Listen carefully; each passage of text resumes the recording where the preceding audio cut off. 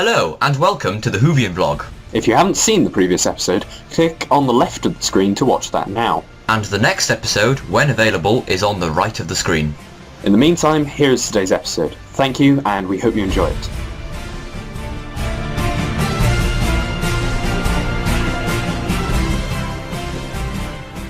Today, it's a new beginning for the Whovian vlog, so this is a vlog for everybody, but especially for you Newvians out there. This is literally the idiot's guide to Doctor Who.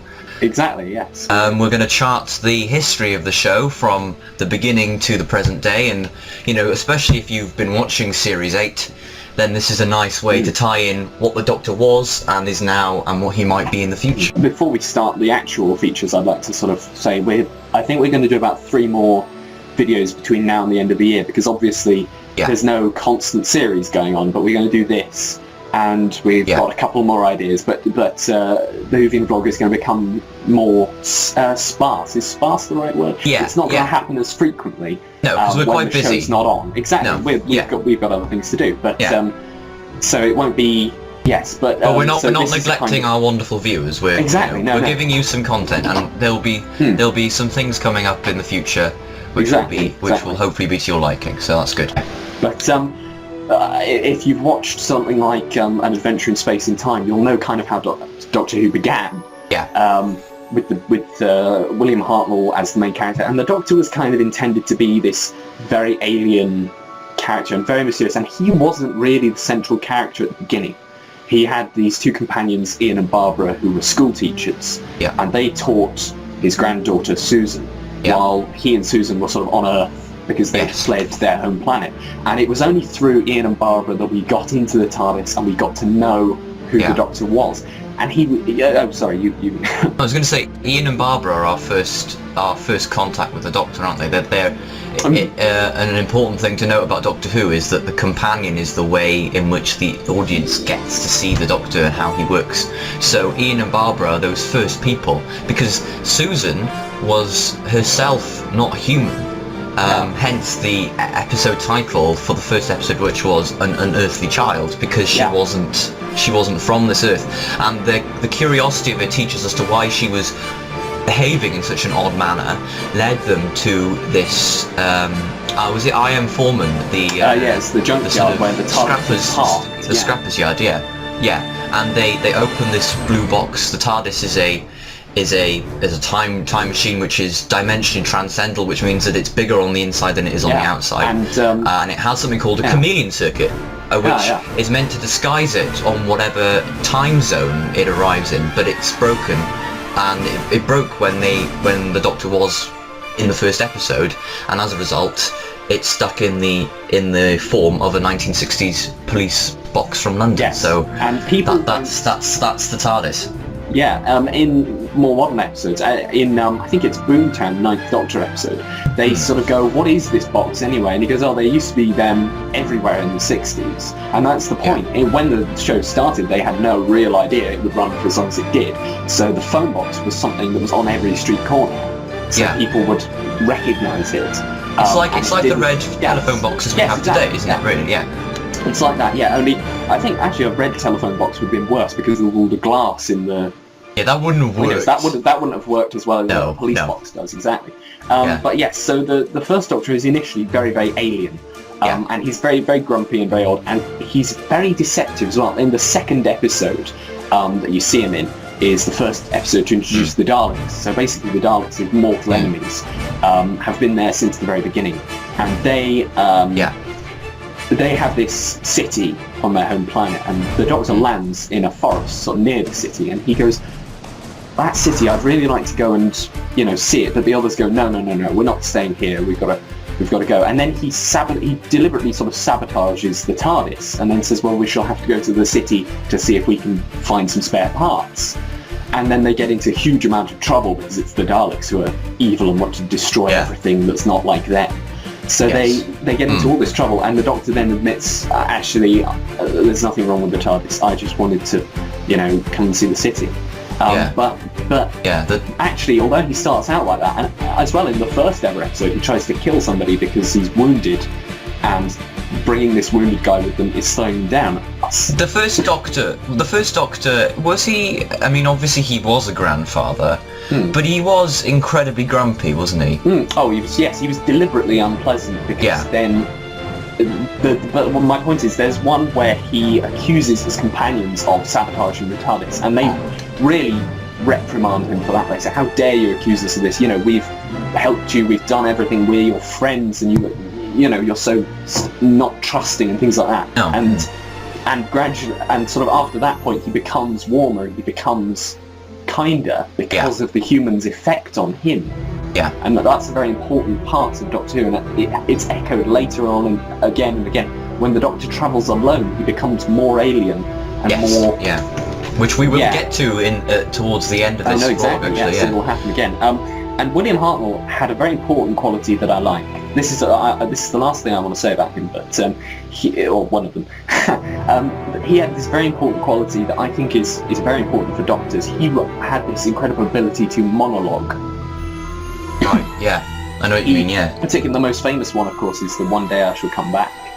And if you haven't seen that, go on the internet and find it. It's probably the most important speech of all of Doctor Who, actually, because it is incredibly captivating drama when you watch it. You know, it's very, very good. But William Hartnell was kind of I think if he hadn't done as well as he had, it would never have happened. You can say that about any of the first few Doctors, because if they hadn't done as well as they had, the show wouldn't have been around then. It wouldn't have started again in 2005. So we owe him a lot. Yeah, we do. Although, having said that, Patrick Troughton, his successor, was a much...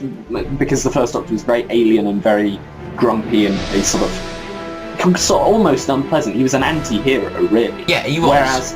Whereas Patrick Troughton's Doctor was much nicer and much more warm. So by changing the role, it allowed it to continue. And that's the beauty of regeneration, is that it allows the role to be changed to keep it fresh and keep it alive. So what we got now with the second Doctor is, firstly, the episodes where William Hartnell, because back then stories were split into about 4 or 5 episodes, sometimes much longer, whereas these days they're pretty much standalone with the occasional two-parter, is we encountered the Cybermen for the first time, which they were from the Earth's twin planet Mondas, and they were sort of these upgraded beings, weren't they? They didn't, you know, at the beginning, were they devoid of all emotion at the beginning as well? They were. It said something like that. We've removed the Cyberman said we've removed weaknesses from our brains. Yeah. And the companion says, "Oh, we've what do you mean weaknesses?" And the Cyberman goes, "I believe you call them emotions." Yeah. So it's, which is quite a haunting thing, to be honest. Yeah. Oh yeah. The difference, the fundamental difference. I may have said this before. The fundamental difference between the Daleks and the Cybermen is that the Daleks are born out of hate. They want to kill everything that's not like them. But the Cybermen started as humans trying to survive, which makes them actually, in my mind, a little bit scarier. Because they are a bit scary. Anyone could become that's like that. Us. That's us in the future. If such an event was to happen to us, that is what we will be in the future. But anyway, the Doctor falls foul to old age, I believe, doesn't he? In his the first Doctor, he dies of old age, essentially. I mean, there are other factors that are brought up, like he's exhausted because of this. Mondas, the Cybermen, drain energy from the Earth. And things like that, but essentially, he dies of old age. And so we have the second Doctor. Now the second Doctor he had the difficult job because, you know, Doctor Who had been successful for 3 years, and the show, you know, back then, regeneration wasn't like part of the show in the way that it is now. No. Now it's just like, when the one person leaves, the next one will turn up and it'll be fine and people will carry on watching. But back then, Doctor Who was... It was new, it was fresh, so it was critical that Patrick Troughton did a good job, and he did do a good job, and his Doctor was the complete opposite of the first Doctor, because he was... If you've watched the 11th Doctor, he's sort of like him, but sort of shorter, and probably... But even, like, the 11th Doctor there was some humanity in him. The second Doctor was just completely always bonkers, and was just like, I mean, I was watching, was it Which one did they find in Ethiopia? The lost episodes. The Enemy of the World. Enemy of the World. Yeah. The Enemy of the World, and basically the Enemy of the World starts where the second Doctor and the two main companions he had were Jamie McCrimmon, who was Scottish, and Victoria. Yeah, that's right, isn't it? Those two. Yeah. And they arrive on this beach, which is in Australia in the 21st century, and the Doctor just sort of runs to the sea and goes for a dip, and he's just completely off his head, and he's just this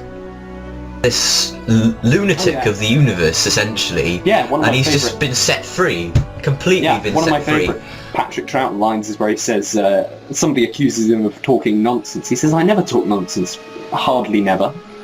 You know, he's just been sort of mad. Yeah, it's sort of very, very crazy, completely different to his predecessor. Completely different. Oh yeah.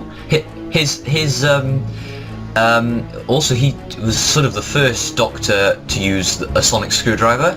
Yeah. He was also the first Doctor to have an affiliation with a musical instrument because he played a recorder. You know. Yeah, but the second Doctor, very importantly, the first Doctor wasn't totally against using weapons.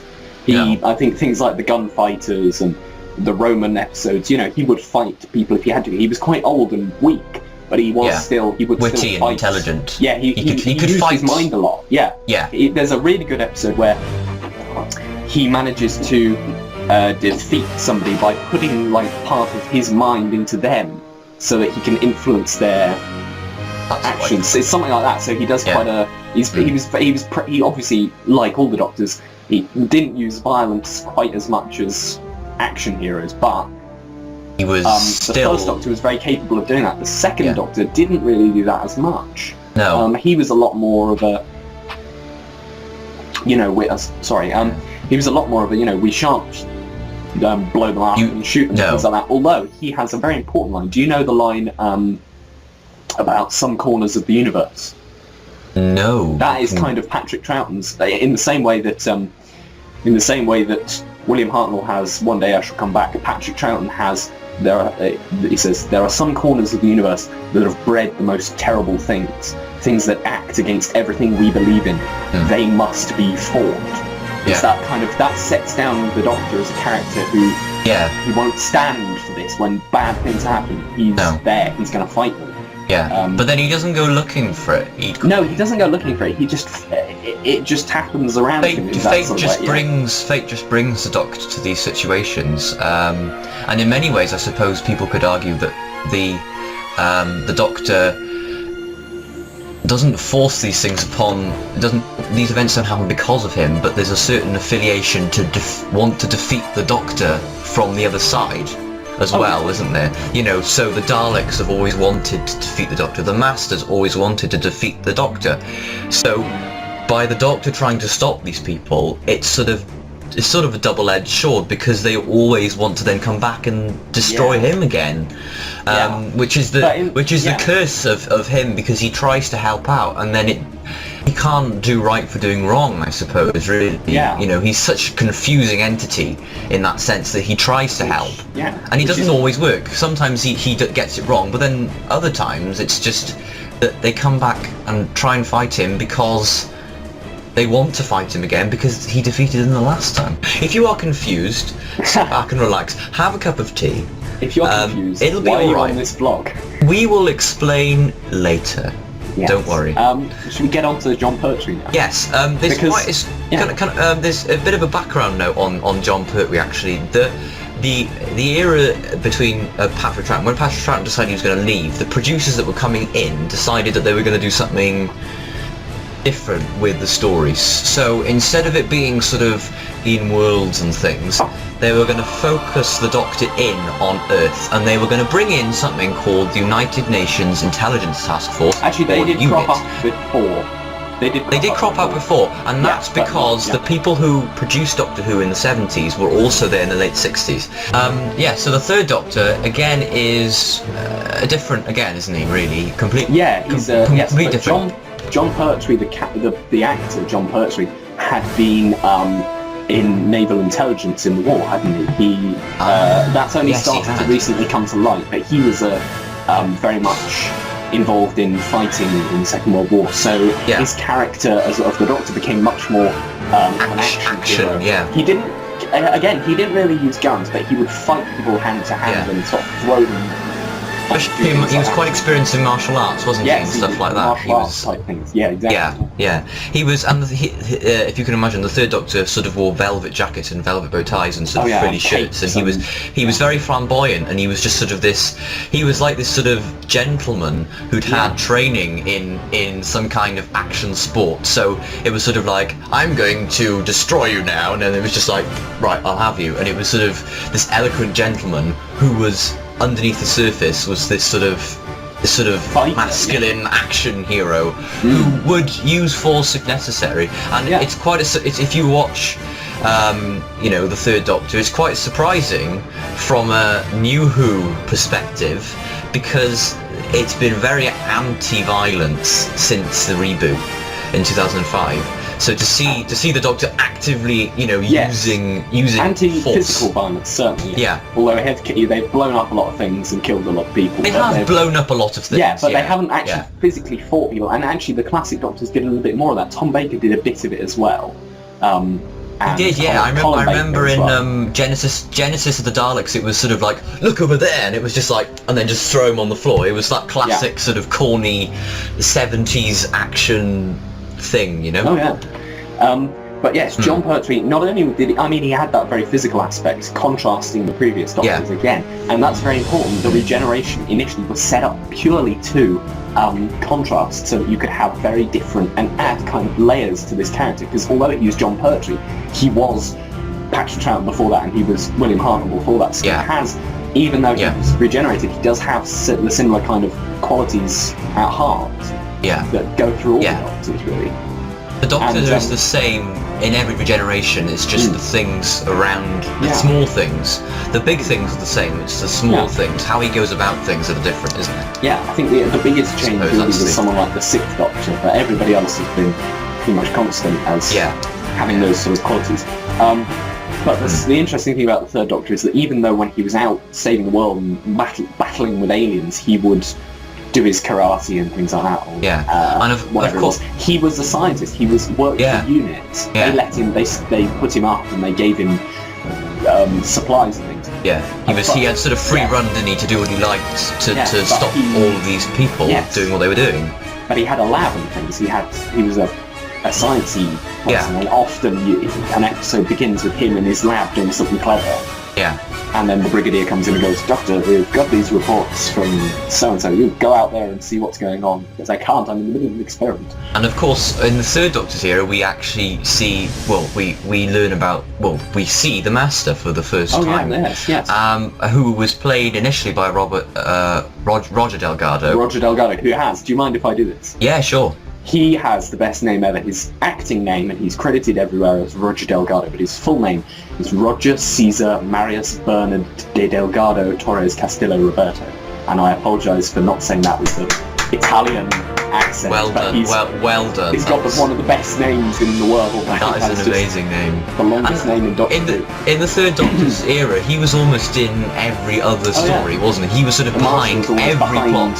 And the way the Master works is he sort of teams up with some other evil alien entity and then goes, right, I'm going to conquer the world, or I'm going to conquer you, or conquer this. And then he would almost always fail, and he would almost always be killed. And especially in the later years, you remember Anthony Ainley, who played the Master later.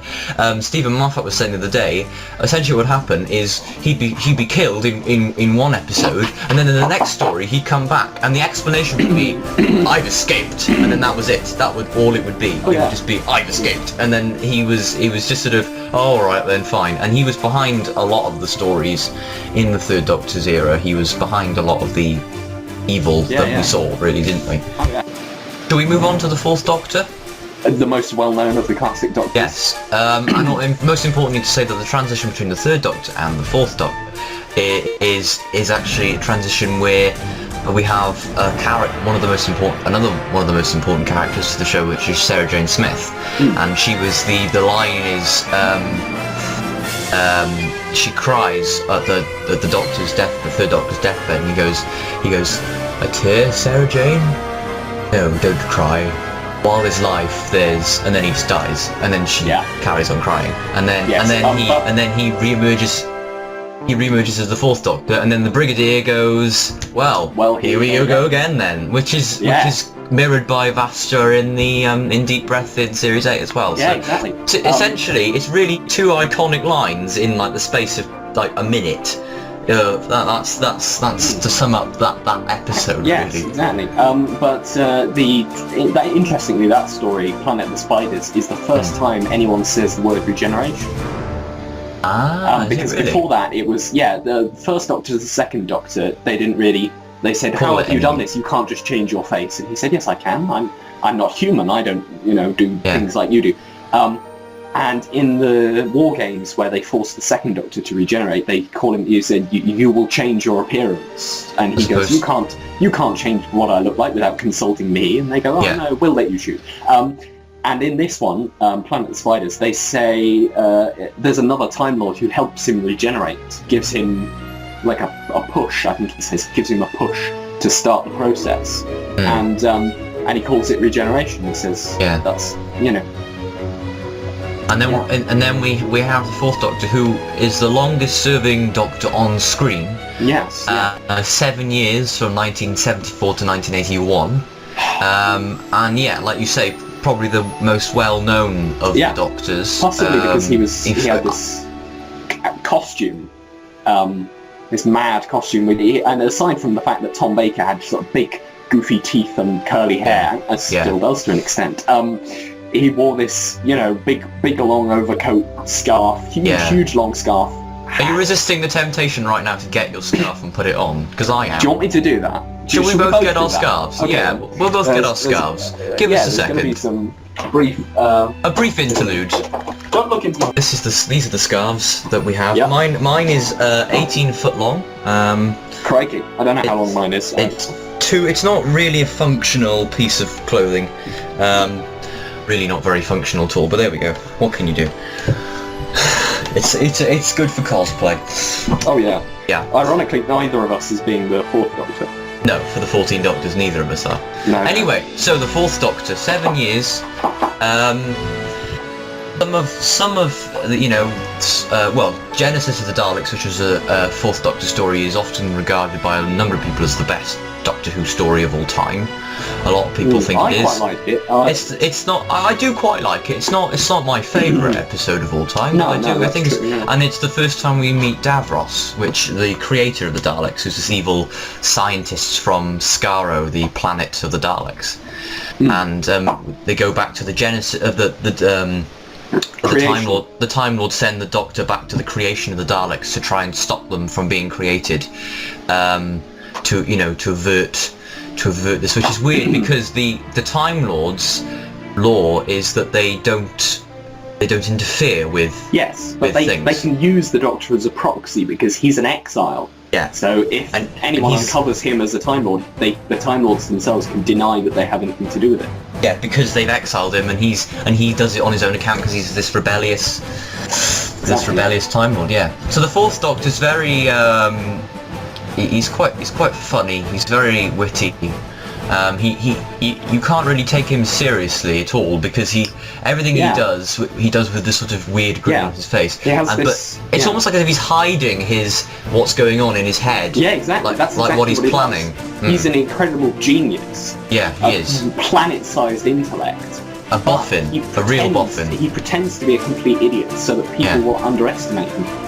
And then he falls off a big mast from the master regenerates into Anthony Ainley in the Keeper of Traken, at the end of the Keeper of Traken, and we get into Logopolis, which is the Doctor's last episode, and he falls off this tower, and his final words, which are probably the most famous last words, which are, "It's the end, but the moment has been prepared for." And there's this being called the Watcher who comes in, and then it's actually the Doctor, and then he regenerates into the Fifth Doctor, which is Peter Davison, who appears for 2 years. Anyway, so the Fifth Doctor, is the youngest Doctor that we had at this time, until Matt Smith. Yeah, 29 years of age, 29. when he took over the role. And he was an absolute pacifist. So yes, Peter Davison, he was an absolute pacifist. The thing is, there was a really high body count in all his episodes, but he really tried. He's the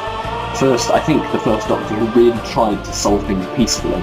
Yeah, and it never works. He said, there's a great line where somebody's threatening him, and he says, oh good, you're going to kill me. What a finely tuned response to the situation. He's just, people kept trying to kill him, and people kept trying to destroy everything, and he was just there like, no, come on, we can talk through this, we can work this out, and everyone just sort of died. And I suppose sad, but he's quite sprightly, isn't he? He played cricket. He was just very relaxed. I suppose because he was like that, he was sort of like, yeah, come on, calm down, guys. This will all be fine. Let's just talk about it, and we don't have to, But unfortunately, it didn't listen. Yeah. No. And he had some really sad companions have died through the years. Yeah, I mean Adric. But Adric is the pinnacle of that. Yeah, I watched that. I hadn't seen that before, and I watched it the other day, and it's if you haven't seen it, it's essentially there was no meteorite that hit the Earth at the KT extinction, the dinosaurs and all of that. It was actually some kind of spacecraft, wasn't it, Milo? I believe, yes. Yeah. And Adric was on this spacecraft as it hit the Earth.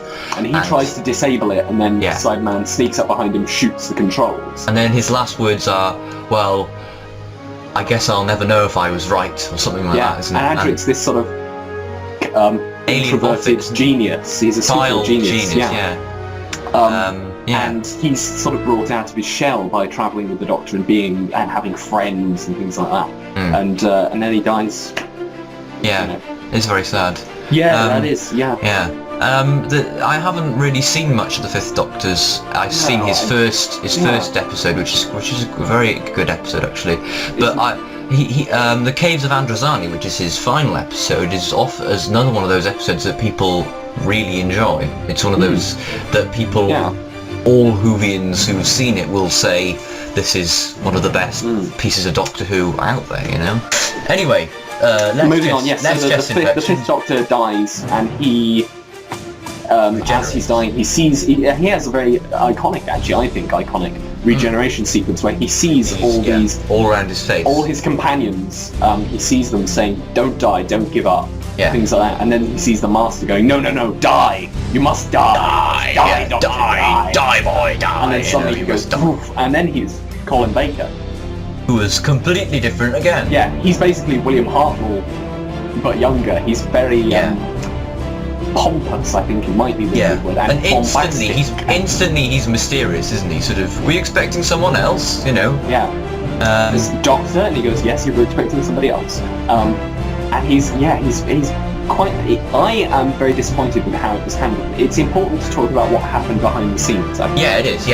So you get perspective as to why things happened when they happened in Doctor Who. Yes. Now. Doctor Who was actually pulling in quite good ratings at that time. Some people say no, the ratings were going down. They weren't. No. It was still getting good. I mean, it wasn't quite as high as it might have been in Tom Baker's day. Yeah. No. But it was still higher than some other programs at the time that kept going. What really? See, I don't know. It's all kind of speculation. It's all people say different things about what happened. Yeah. My understanding of it was that it might have been to do with Michael Grade. And was he the BBC? Was he the BBC controller? Yeah. At the time, yeah. And he was I'm pretty sure he was the leader of the BBC when it came back as well in 2005. I'm pretty sure he was fairly high up in the BBC when it came back, which is quite funny. I don't know about that, but I've heard that somewhere. I can't remember. Right. Well, viewers check that out for yourselves. But this is an interactive vlog. Exactly. I believe he was not much of a fan of Doctor Who, or indeed of Colin Baker. Colin Baker was actually paid. He was paid quite little for the lead actor of a big program like Doctor Who. And Michael Grade was again. This is. I'm wondering if are we gonna get picked on for like libel or something like that? Are we? Oh no! Can we do this? No, we'll be fine. Do it. No, we'll be fine. I would have to check this out because I don't know exactly how it was, but I believe Colin Baker's ex-wife was seeing Michael Grade as well. So it's insult to injury. So, but yes, they cancelled Doctor Who for a little while during Colin Baker's time. So, but the reason for that is that the writers had this idea that from the very mellow and calm and peaceful Fifth Doctor, he had a very difficult regeneration because he was poisoned. Yeah. So he dies of poisoning. So when he regenerates, he's very, he's very, I don't know, what are the words? What are we describing him? He's quite unstable. He's a bit he's a bit like Peter's Doctor, isn't he? Yeah, he's a bit like Peter Capaldi's Doctor. He's very alien, very alien grumpy character. And very grumpy and well, yes, but yeah. His costume completely opposes his character, doesn't it? Because his costume was very bright and very good. But in that, I suppose, in some way, he was very contrasting. He had moods, different moods. So yeah, but the writers had this plan that he'd have a difficult regeneration, but over season 2 and season 3 of him being the Doctor, he would become more reasonable. Yeah. And calm down and be a bit, nicer and things like that. But that never got to happen because they cancelled it. Yeah, and then we have after they cancelled that, then we had the Trial of a Time Lord. Yeah. Which was this sort of 13-episode long story split into 4 sections, which was sort of when the Time Lords caught up with the Doctor and sort of put him on trial for all of the things he'd done in the universe. And then that's when it's an important episode because we hear for the first time the only time really, about the Valiard. And the Valiard is essentially, according to Doctor Who mythology, is the Doctor in his 12th regeneration, and in his 12th regeneration he turns bad. Now obviously the Doctor has regenerated 12 times already. In fact, he's regenerated 13 times. Yeah. So, quite how it works, we don't know. And it was sort of an amalgamation of his dark side from the future, rather than being a Doctor of himself. It was like they've taken the dark parts out of the Doctor and condensed it into the Valiant. And if you go through them and find between the 12th and the 13th, that is between David Tennant and Matt Smith. Yes. And of course, David Tennant at the end went a little bit mad with power, didn't he? In things like the Mars especially. And the End of Time as well, a little bit where he sort of goes, "I could have been so much more, and this is my reward, death." You know. Very cheesed off in that episode. Yeah, he was very. Yeah, there's a lot of crying. Yeah. Yeah, he was really quite angry and quite volatile after that kind of that bit, season 4B. So I think it's totally... And Matt Smith's Doctor was much brighter and much happier. We're getting ahead of ourselves. But Matt Smith's Doctor had a very, very dark side. Very, very... He could turn like that and just become... He could, especially like, in Good Man Goes to War. Oh yeah, exactly. Yeah, anyway, we'll talk about that later. Go to Sixth Doctor, quickly. Sixth Doctor. So the Sixth Doctor actually has one of my favourite lines in the whole programme, because he was very indignant and he was very, pompous, bombastic, whatever, but he had a very firm sense of right and wrong. So when it turns out that the Time Lords are prosecuting him for crimes that they committed, in the hope of using him as kind of scapegoat, is that the word? Scapegoat is the right word, when he finds out that that's what's going on, he gets very cross and very righteous, I think is the best word for it, because he stands up and he sort of shouts at them and he goes, "This is the oldest civilization in the universe and it's decadent, degenerate and rotten to the core. I've travelled the universe and fought power-mad conspirators, Daleks sometimes, Cybermen, but I should have stayed here because this is the worst place of them all." And the Time Lords sort of go, "Doctor, you must be seemly. You must stop being so you must calm down. Calm down. Yeah, calm down, man." No, but the Time Lords are very reserved and very sort of British, I suppose. And the Doctor's really going for it, really passionate. And he just goes, "This is an absolute outrage," and he really lays into them. I think that's one of the best scenes. I think Colin Baker is quite a difficult Doctor to like because of his what did I say earlier? His mood changing, his unpredictable nature. Yeah. But I think if you really want, I think that is the scene that makes Colin Baker a really good Doctor. And I think if they'd got another season to play with it, he would have become a much I think they should Sadly, have sadly that didn't happen, and No, exactly. we have this. He doesn't even come back for his own regeneration. It's just Sylvester McCoy in a wig, and of course in the Sixth Doctor's era we have the introduction of the Rani, who was like the master but a woman. Yeah. Yeah.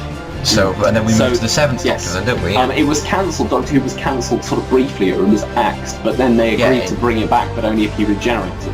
Yeah, it was axed a few years out of Sylvester McCoy, and then they axed it for good. Again, Yeah. Sylvester McCoy's Doctor was... I haven't seen much of him, but interestingly, this is an interesting fact. What's the one with the Bannermen in it? Delta and the Bannermen. Delta and the Bannermen, right. My uncle, Clive, who was an actor, was in that episode. Really? Was he one of the Bannermen? He was one of the Bannermen, and he's credited as well. If you look, he's credited. Clive Condon, yeah. So, anyway, that's actually the only Seventh Doctor story I've watched, and I have to say it was possibly the worst Doctor Who episode I've ever watched in my entire life. Yeah, Delta and the Bannerman is a bit strange. It's set like in some kind of Welsh butlins, and it's really bad Welsh accents and things. It's awful. It's terrible. But, I actually really like episodes. There's a really good one. There's Battlefield is quite good, which is where there are creatures from another dimension and things who are invading our universe, and they believe the Doctor to be Merlin, so they think he's some kind of great wizard and things like that. And he has one of his really great crowning moments of heroic stuff, because he runs out, there's a big battle going on, he just runs out into the field and goes, stop, there will be no battle today, no battle here, I command it, and everyone just sort of flees, and the two sides flee in opposite directions. I think that's sort of what happens. So the Seventh Doctor was the chess master, he played games with people. You see it, Matt Smith, there's a little bit of it in the God Complex, but he really, I think the most obvious instance of him being the chess master is the Curse of Fenric. That's also a very good one, where Fenric is like this sort of like the beast in the Satan pit, or he's this ancient evil, and he's just terrifying. But the Doctor challenges Fenric to a game of chess, or to solve a chess problem. Yeah. And he says, Fenric, you can have the world when you can solve the problem, and Fenric can't solve it. But then Ace, his companion, works out how it's done. It's done by breaking the rules of chess themselves, right? To win the game. Or she comes up with Ace. Anyway, it's something like that. And so basically, Fenric solves the puzzle, and so the Doctor's like, no, and he manages to defeat Fenric, but only by manipulating people, manipulating his companion, things like that. Yeah. So he was the master. He has some darker tones to him. He's quite. But he's sort of like this sort of maverick with his question mark umbrella, and he's got this cardigan with question marks on it, and he's sort of this sort of wise-ish, sort of fairly oldish Doctor. He was the most. I think he was the most overtly intellectual of the Doctors. Yeah, he was the sort of brooding. He was the Doctor nerd, wasn't he? Really, he was. Not so much in that respect, but he was a sort of like a thinker or a philosopher. He was. He liked to use his brain.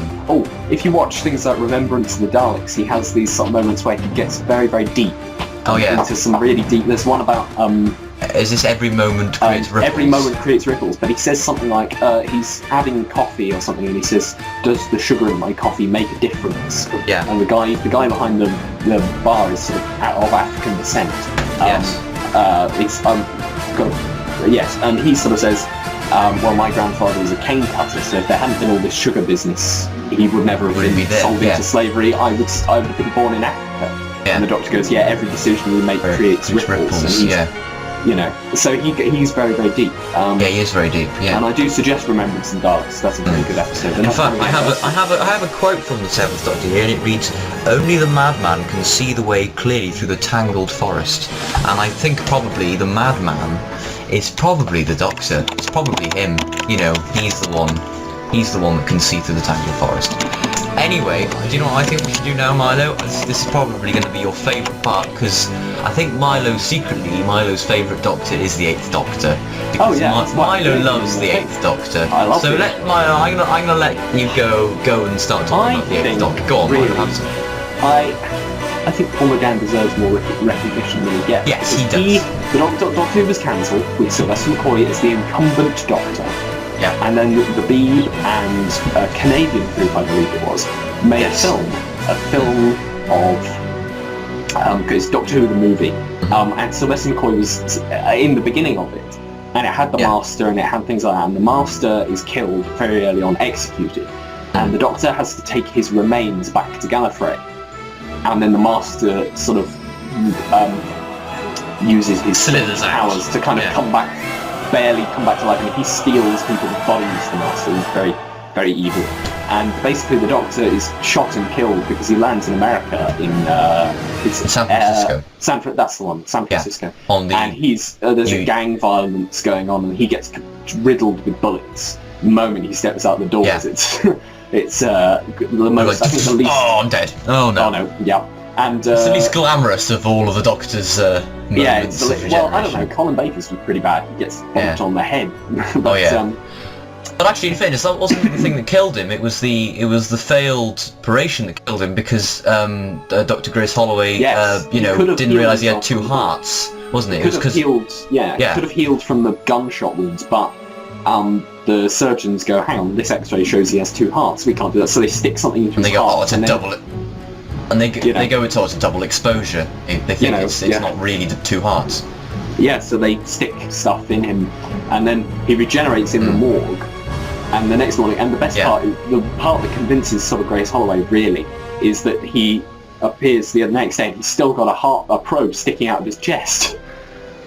Yeah, and he pulls it out, doesn't he? Pulls it out, yeah. Pulls it out of his chest. But and even though he has some really great moments in the movie, one of my favourite Paul McGann lines is from the movie. He says, he talks to her about why she became a doctor, and he said, it's because he wanted to hold back death. He wanted to fight against death. And he says, later on, he then says to her, look at me, Grace. I came back to life before your eyes. I held back death. I can't make your dreams come true today. Sorry, I fluffed that.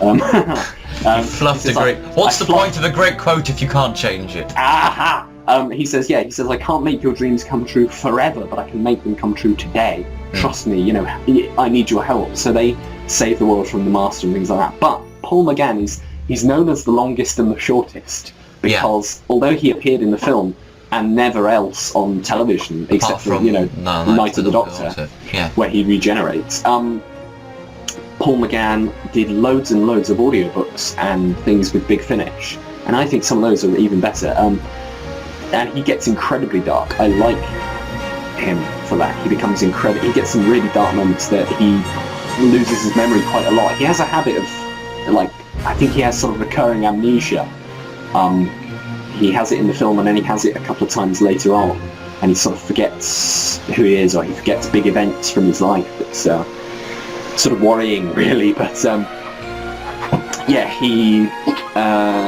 I really like that he has these sort of very dark moments, but also very bright and very hopeful moments. It's in the same stories sometimes.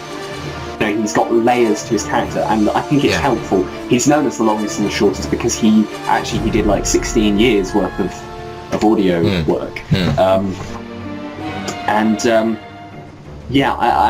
listened to a couple of those, and he's very good. I think the only reason he tends to be sort of forgotten is that he's only appeared in the film, and people don't really listen to his audiobooks. People don't listen. Yeah, but people don't listen to the audiobooks. I think if the audiobooks were more commonly distributed in stores and that or something like that. Yeah, if the audiobooks were easier for people to get their hands on. Actually, I think probably the best place to start for people is probably, would you say, to start with Dark Eyes? Because they're quite good. Yeah. They're more because you've got the Master in it. And there's Dark Eyes 3 has just come out as well. Yeah, and they're good. We've had Dark Eyes 1, Dark Eyes 2. Yes, So yes. Yes, exactly. But Have we talked have we talked all about the Eighth Doctor now, or is that? I think so. Yeah, essentially. Because I don't really. Yeah, that's no. I know. I'm sure. Yes.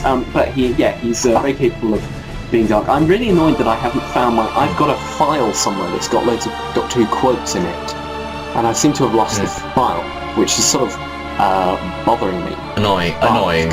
Yes, and I could have given you my sort of good quotes. But the Doctors have all sorts of.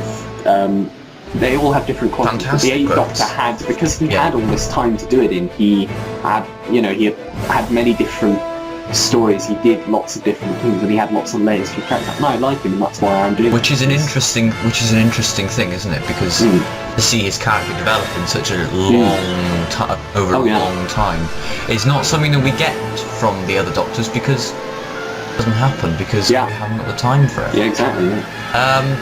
So we'll talk very, very briefly about the War Doctor, because there's not much to say about it. But essentially, the Eighth Doctor regenerates. Yeah, he regenerates into John Hurt. Don Hurt's Doctor, who was in the Day of the Doctor, he's only ever been in one episode. Yeah, he was added. And this is added. Essentially, he was added because Christopher Eccleston wouldn't come back. Yeah, for the but I 50th think anniversary actually special. the addition of the War Doctor is a lot better, because I can't really imagine Paul McGann's Doctor actually fighting in the Time War. I think it's good to have a War Doctor. Or Christopher Eccleston's equally. I wouldn't have wanted it to have been. I think we needed a War Doctor, because Paul McGann's Doctor, other than the audiobooks and things, he kind of tails off and disappears after the film. And then Christopher Eccleston's Doctor comes back in 2005, having just regenerated, but he's, it's kind of, there's no real connection between the two. And although things like in the 11th Hour, we see 8 and 9 next to each other, there's kind of a disconnect between classic and modern Who. And the War Doctor fills that gap. All right then.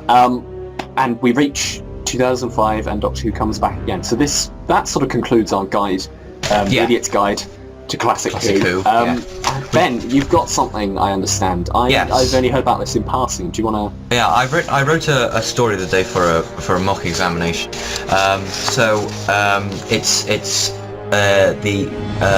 It was a mock exam, and I decided I was going to write about the moment where Luke Smith, who's Sarah Jane Smith's son, has to tell the Doctor that Sarah Jane has passed away, because obviously Elizabeth Sladen has passed away, so we can only presume that her character has.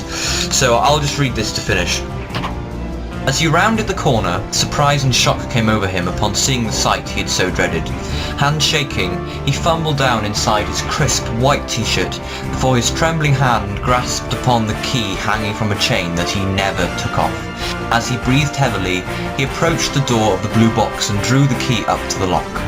Pushed in and turned with the same trepidation as before, the key performed its function, and the boy tentatively opened the door.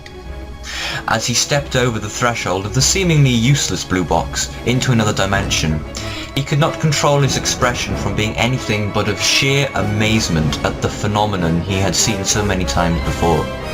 His footsteps had forgotten their fear, and as they circulated the hexagonal console attached to the ceiling and floor by an endless haze of brilliant orange, they had become acquainted with a previous existence.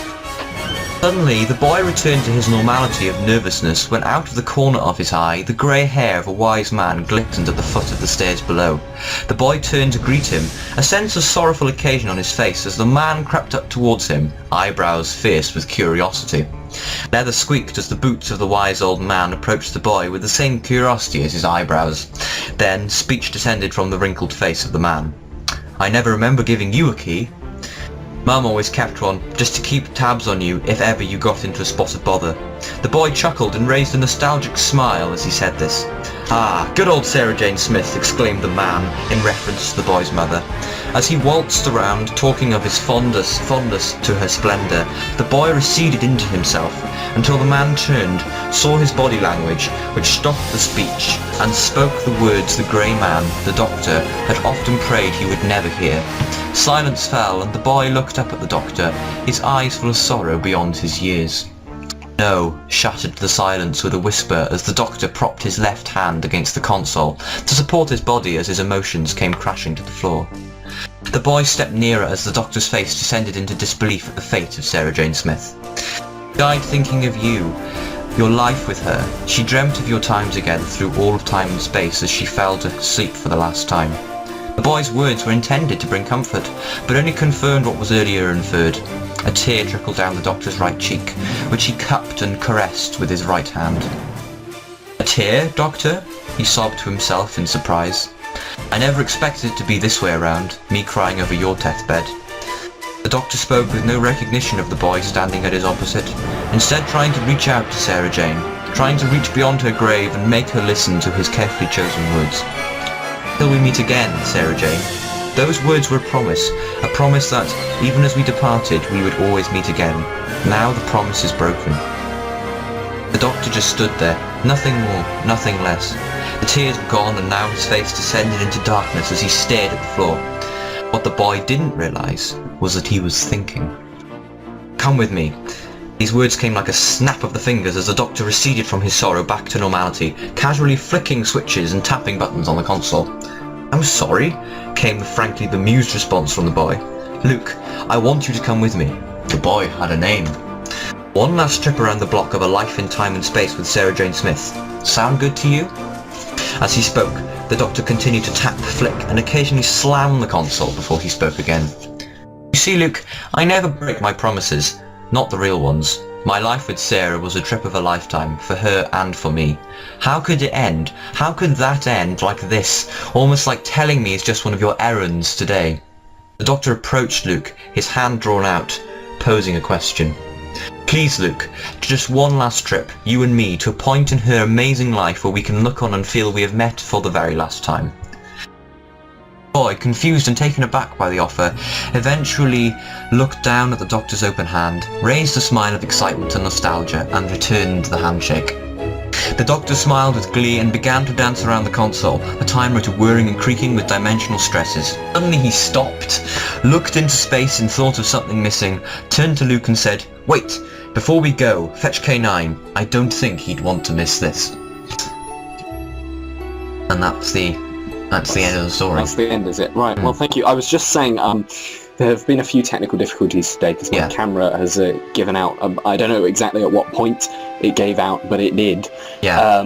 This is a pilot for a reason. This is a pilot, yes, exactly. Hopefully we can fix or try and do something about these problems before we do our next one. Our next one's going to be, I understand, the guide to gifts for your Whovian friends. For the Whovian in your life at Christmas. For the Whovian in your life, sometime in December.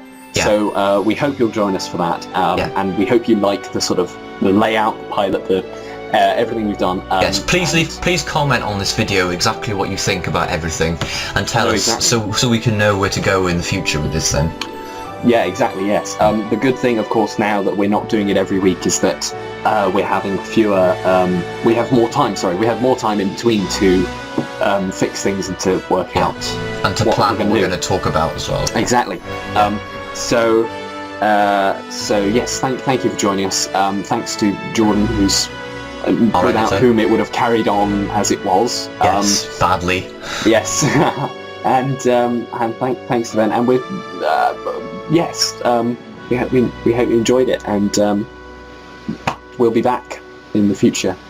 Okay. Stay tuned.